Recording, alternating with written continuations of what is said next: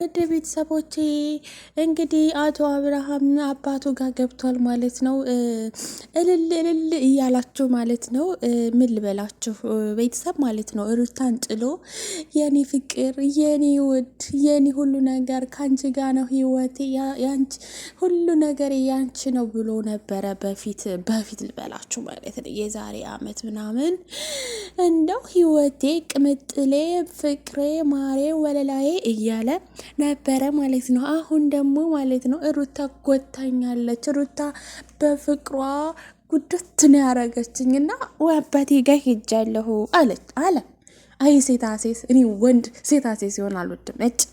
አይ ሲጀመር ማለት ነው አንተ አቶ አብርሃም ማለት ነው እውነት እንነጋገር ተባለ ማለት ነው።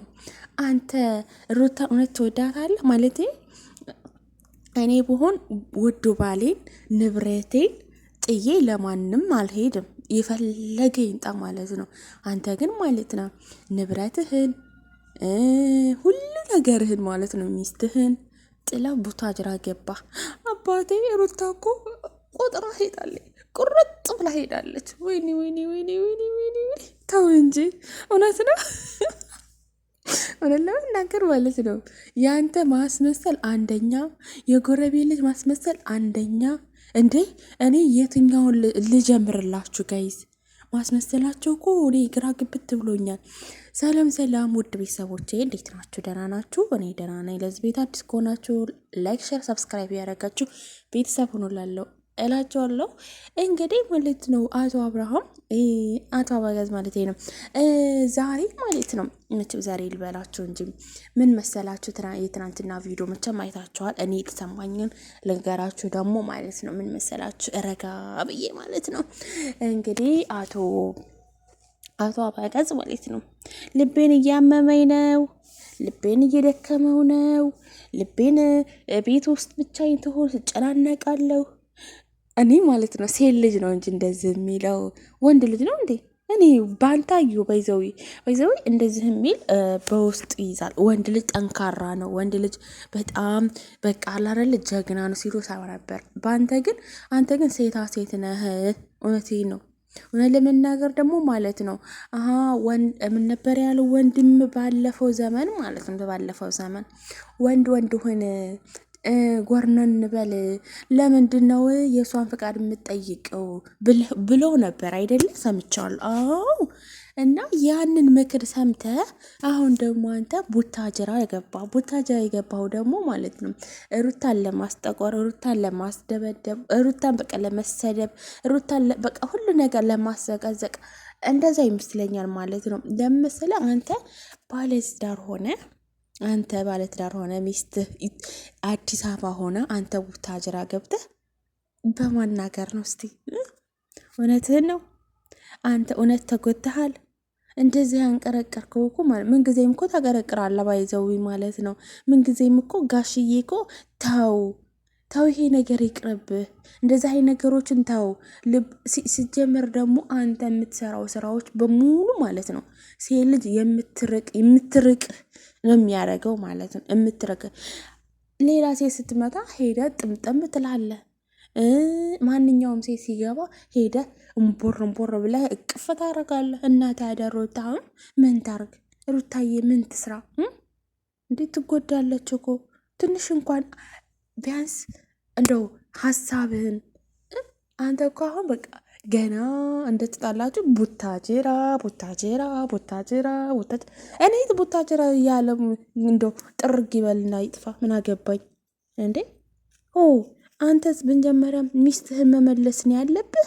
ቡታጅራ ነው እየተንቀለቀለ ሻንጣህን ይዘህ መሄድ ያለብህ ማለት አንተ ሚስትህ እዛ ጋር እያለቀሰች ሚስትህ እዛ ጋር እንደዛ ሆና ጥላ ሄዳ ማለት በደንብ ነው የተለያያችሁት። ግን